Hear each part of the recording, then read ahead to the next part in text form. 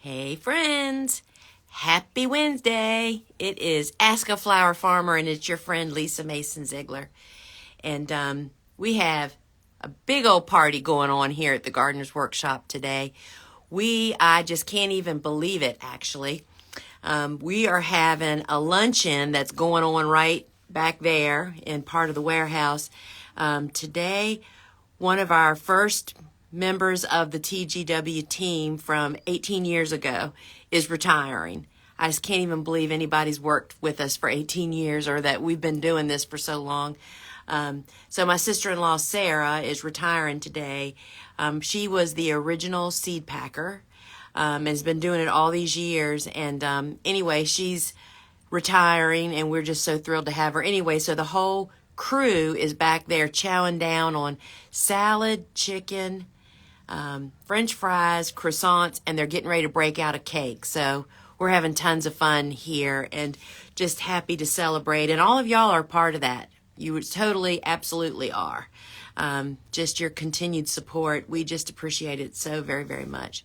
So friends, today is Ask a Flower Farmer, and what does that mean if you're new here? That means that I will do my best in the next 29 minutes, because I have cake waiting for me as soon as I'm done. The next 29 minutes, I will do my best to answer your questions about flower farming, growing flowers, seed starting maybe, farm dogs, seeds, anything. Anything is on the table that you can ask. And so if to post a question, if you see the little bubble with a question mark in the bottom of your screen, post it in there so I don't actually miss your question by having to scroll through everybody's names. So that's where you post your question. So let's do a little housekeeping or talking announcement stuff while we're waiting for some questions to come. So this Friday, please join me inside the Gardener's Workshop phone app for the 12 o'clock noon show, because guess what that is? Our 1 year anniversary of doing the live shopping show. And friends, I have a ton of flowers, the most beautiful campanula to show you. Just a whole buckets and buckets of flowers to go through the harvest, to get my little bit of information. And I see people posting the sunflower emoji.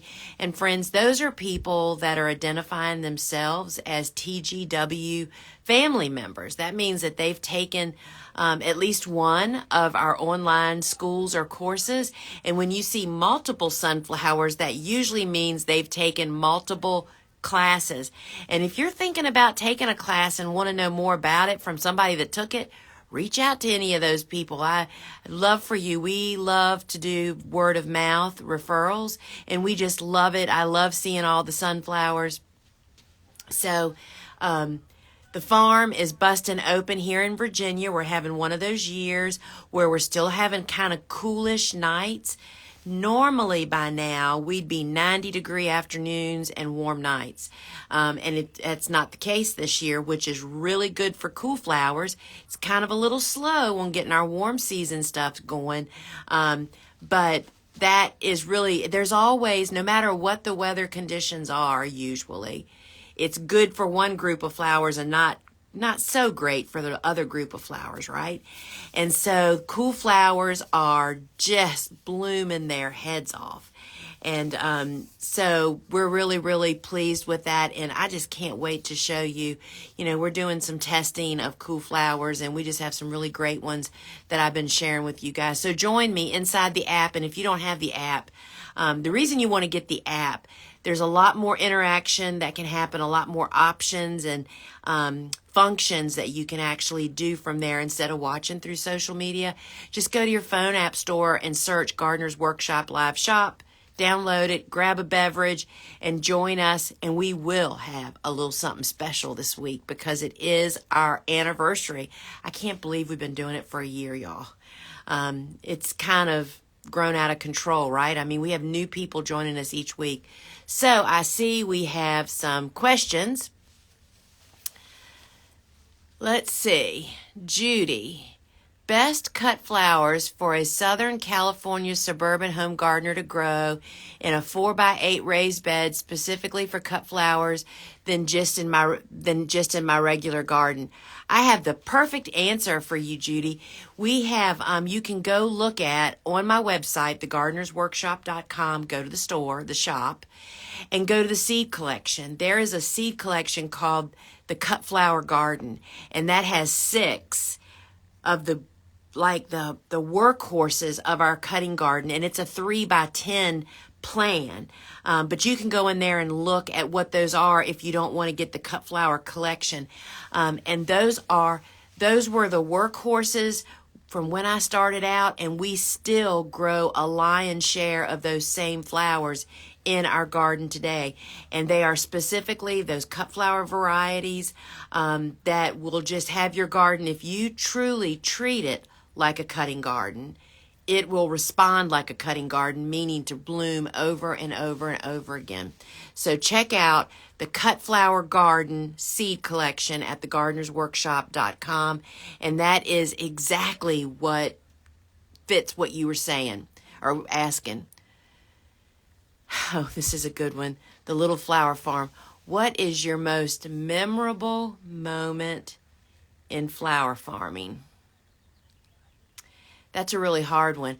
I can tell you, and because I was just thinking about this yesterday, I recorded a podcast yesterday that'll be coming out in a couple of weeks that was kind of about stories and flower farming. So this just popped in my mind when you asked me that.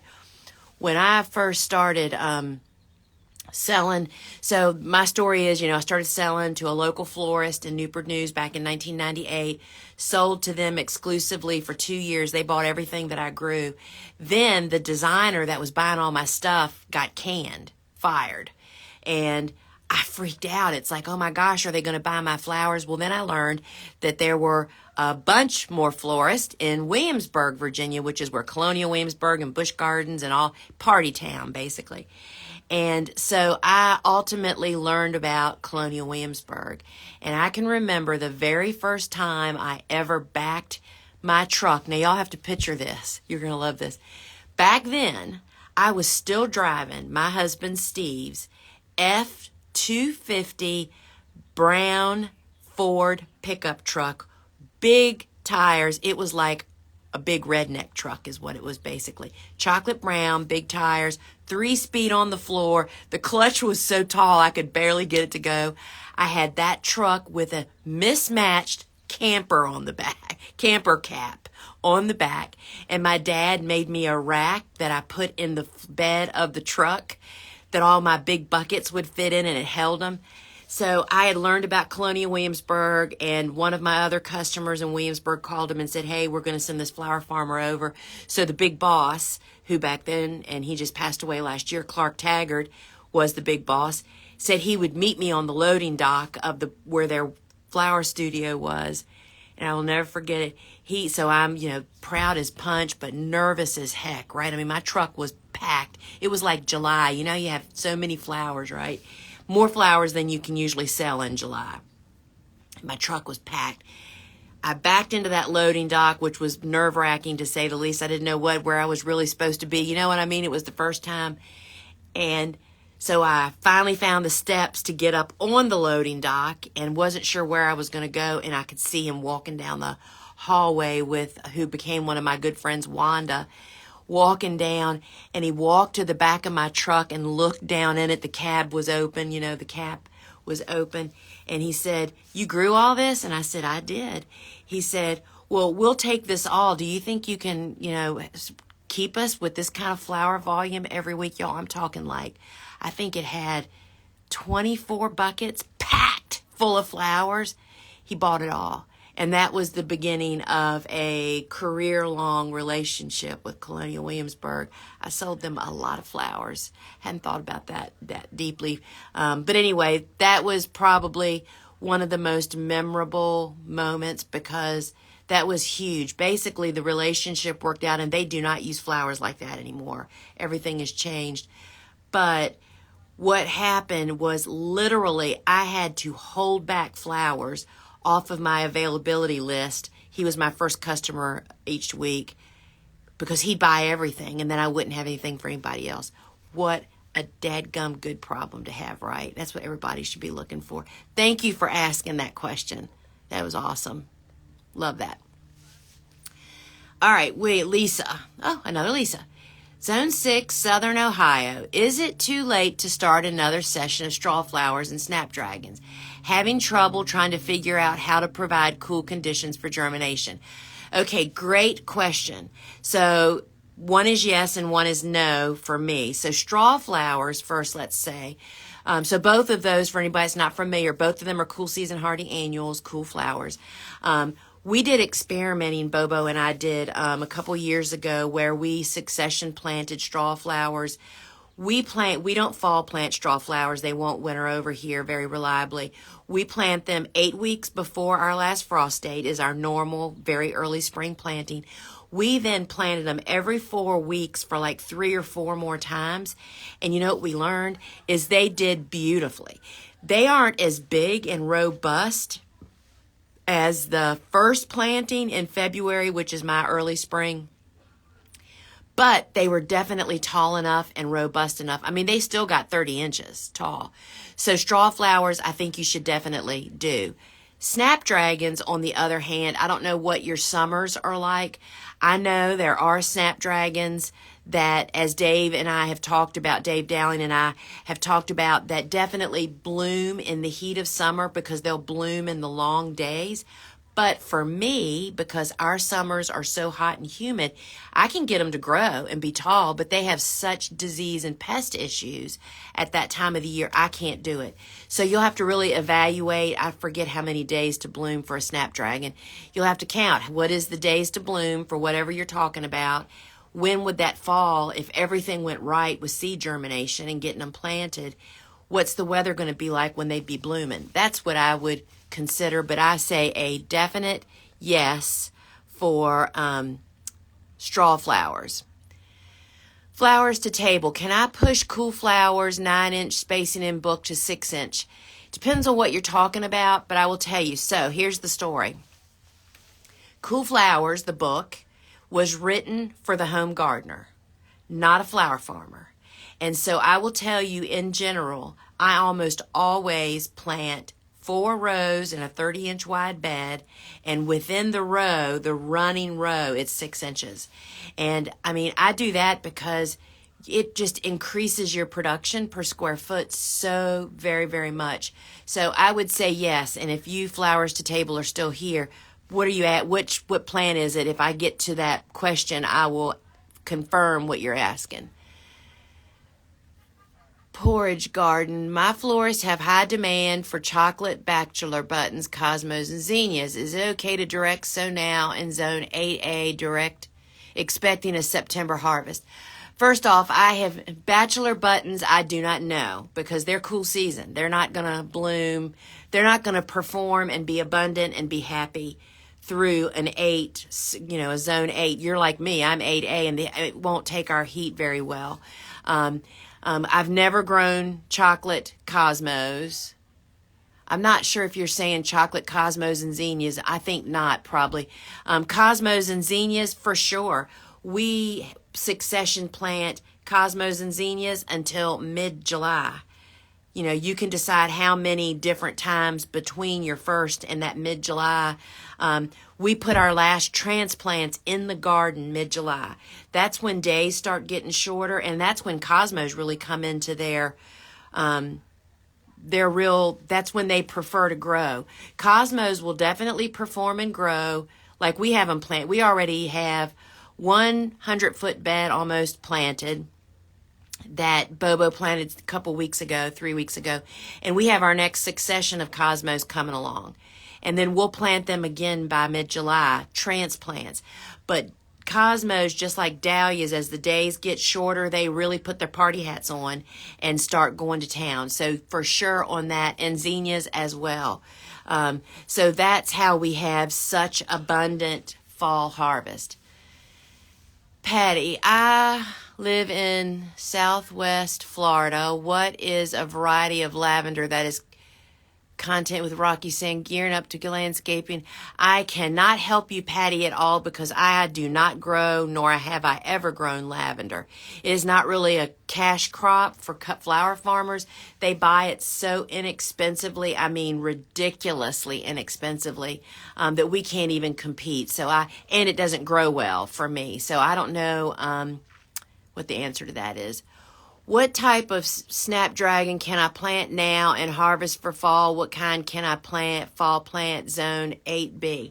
So you can start snaps in the middle of the summer inside air conditioning, indoors. That's another reason what is so great about doing soil blocking and being set up in a conditioned building, like I'm in a big garage building workshop. And so you can start seeds in the air conditioning and make it cool, and they don't even know that it's 95 degrees outside, right?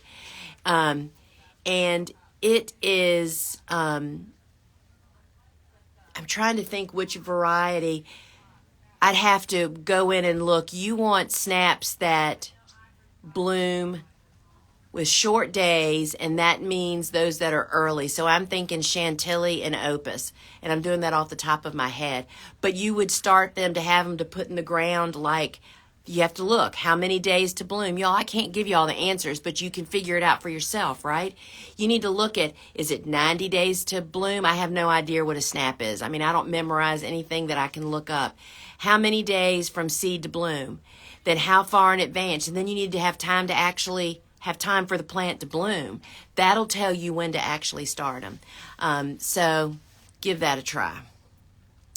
All right, and so I'm taking questions. If you have a question, be sure you put it down in the bubble with the question mark.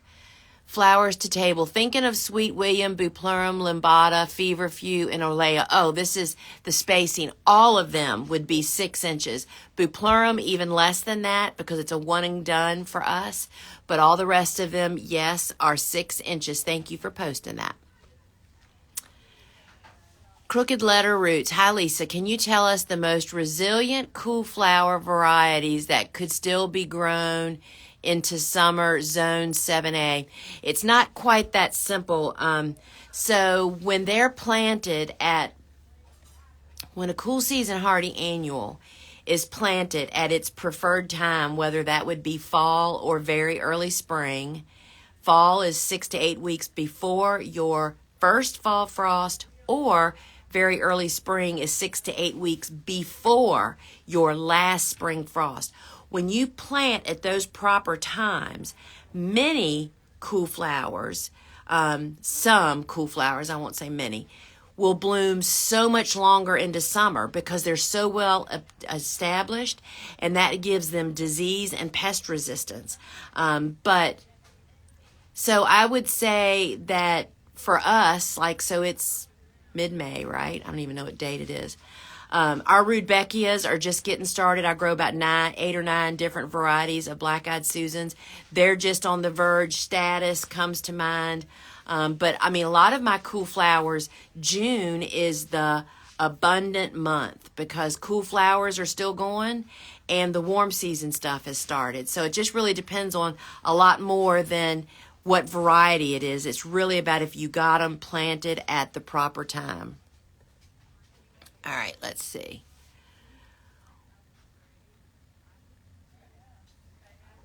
Hay Hill House. What to put in bouquets with 3 to 4 inch sunflowers planted a little close? Stand by.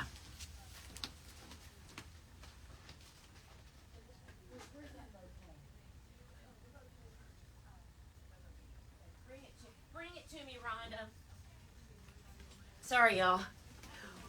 We have a bouquet here that they're bringing it to me. That Bobo made this morning for Sarah as a gift, and I think it has a sunflower in it. At least I thought I saw a sunflower. I brought the little one. So she brought the little table. Yeah. So this is one of the little table arrangements that Bobo made, and see, there is a little sunflower, and I think there's 2 little sunflowers.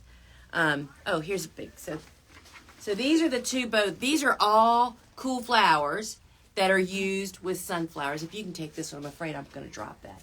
So let me take this out and show you. So this is all the stuff. Can you see the sunflowers down in there? It's right there. There's a sunflower down in there. So these are all, this is actually mint right here. That's obviously not a cool flower. But this is all the stuff that's blooming on our farm right now. And that we're actually putting with sunflowers.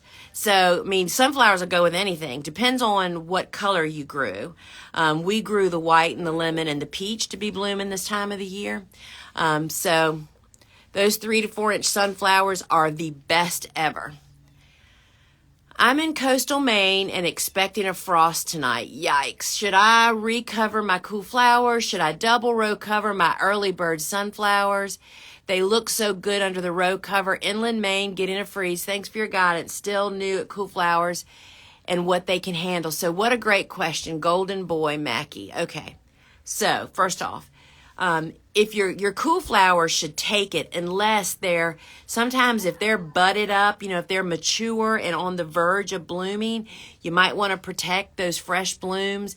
But if they do get burnt or snapped, you can just cut them like a cut flower, trash them, and that'll trash them, and they'll get more to bloom, right, to grow on. So they should be able to take frost, but one of the things about cool flowers is we plant them in the fall. I don't know if you did. You probably planted in very early spring. When they're small plants, they can take all that cold weather. But once they get a lot of vegetation and get more mature and they get buds, that makes them more vulnerable. So I would say it's the state of the size of your cool flowers, what you have available to cover them with, and how important they are to you. Because, it's really all about what size they are. And I would definitely throw a second cover over your sunflowers just in case. I have enough row cover, y'all, to cover a whole acre and a half. Some of it twice for this very reason. It's like, all right, because sometimes Bobo and I, especially when we're tired and overworked, I'll say, well, maybe we won't cover XYZ, a threat of whatever kind. And then I'll look at her and say, why would we not cover? We have the covers. How mad will I be tomorrow at this time if I didn't cover and something happened? So I would definitely cover the sunflowers. And if your cool flowers are on the verge of blooming, you might want to figure out a way to actually cover them also. Chris, do you ever interplant crops? If so, what do you sow together? Exploring options for a smaller growing space. I do not intercrop, but I definitely succession plant. And that's, a lot of people don't really grasp the whole succession planting thing. You have to kind of be a little brutal. And so my book, Vegetables Love Flowers Talk, is really all about, it even has diagrams showing the succession thing, how you group plantings together. Cool flowers is in one part of my garden, 1/3 of my garden. Then the next third of my garden's planted in those first spring bloomers, warm season stuff. And then the third part of my garden is in those second warm season. And by the time I've planted that third portion of my garden, guess what? The cool flowers are done and we're ripping those out, because you don't wait around. You have to, when they stop producing, that doesn't matter if that's an acre we just talked about, a 20-foot long bed, or even a 15-foot long bed, to have 5-foot increments and to plant all the same group of flowers together so you can remove them together really makes, but I have never interplanted. That's kind of, I'm sure it can be done, but I've just never done it. Sorry. Thank you very much. Everything planted in early April and still small with no buds present. We'll throw another layer on sunflowers. Oh, good. They'll probably be fine. I did see some people were talking about 20 and 22 degrees up there. So if it's going that low, I'd probably throw a cover on my cool flowers. If it's going in the low 20s, just to be safe, right?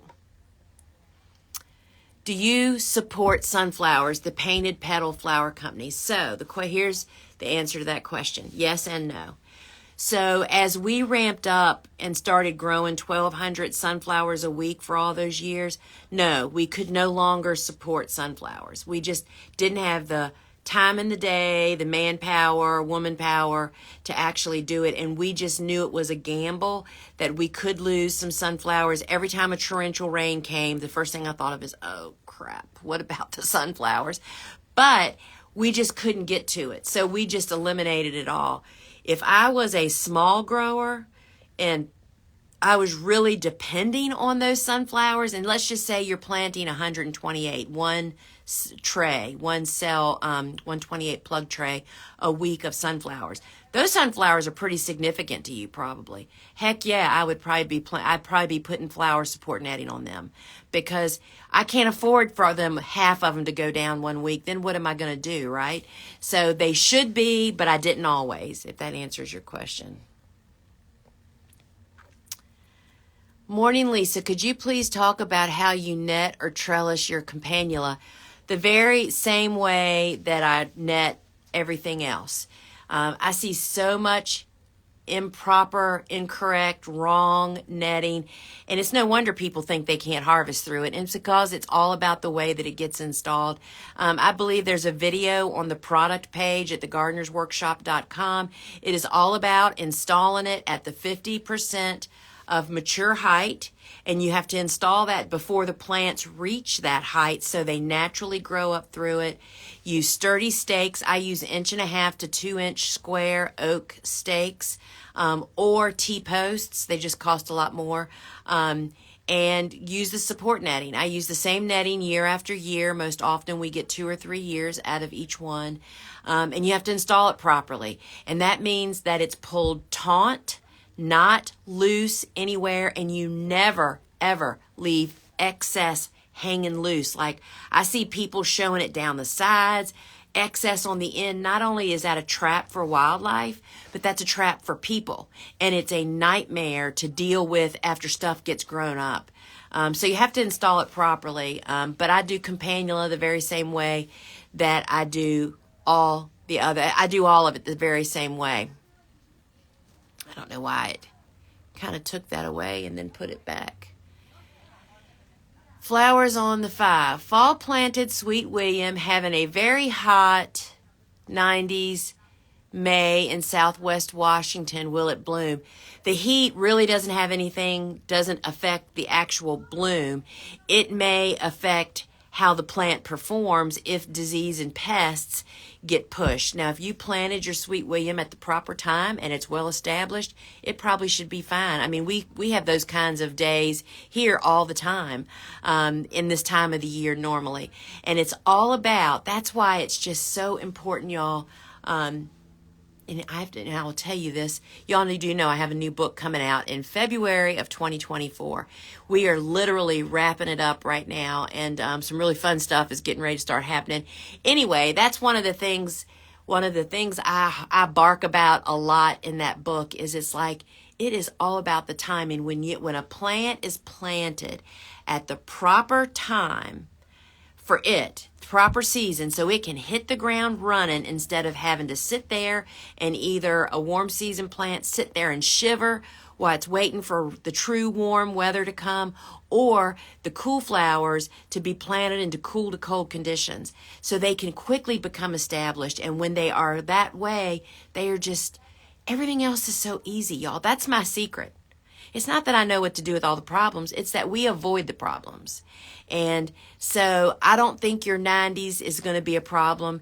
The problem that I would think if you were going to have one is that maybe your stems might be shorter. So be sure you keep them well hydrated, the plants. Water them if you're not getting the proper rain, which I would guess maybe in Washington you probably get plenty of rain. But I think you'll be actually pretty fine. All right. Let's see here. Live in zone 9A and first frost date is the first week in December. When should I stop succession planting sunflowers? Well, so if you're growing pro cuts, which is what we grow, which are day length neutral, however, the short days of fall and winter slow them down, so you have to count. But, I would say, let's just say it's December 1st. So if you counted back 60 days from December 1st, what is that? October 1st. So I always push the envelope because our first frost date sometimes doesn't happen for 3 to 4 weeks after it's supposed to. So I always go 2 to 3 weeks after the date that I think that I'm going to start them. Does that make sense? So if I would have stopped starting them October 1st for your frost date, I'd say, you know what? I think I'm going to start them at least for 2 more weeks, just in case that frost date doesn't come. But just know that it's going to take them longer to develop. You need to be sure that they get well hydrated and good food, and reuse row cover if you need to, because there is nothing more profitable than sunflowers in the fall and for Thanksgiving. I mean, that would be my big target if I was you, to have a ton for 2 weeks before all through from 2 weeks up through Thanksgiving. That would be a huge boon. So, all right, friends, our time is up. And thank you guys so much for joining me. I love answering your questions, and I love the question about the most memorable moment. That's going to make me think about stuff. And remember, join me at 12 noon Eastern Time inside the Gardener's Workshop Live Shop app on Friday. A great show is on the books. We're going to have a special, and I have tons of flowers to show you, and we're just going to have tons of fun. So I hope to see you there. And remember, you can find my phone app inside your phone app. Just search Gardener's Workshop Live Shop. And thank you all so much, friends. Till we meet again. Ciao.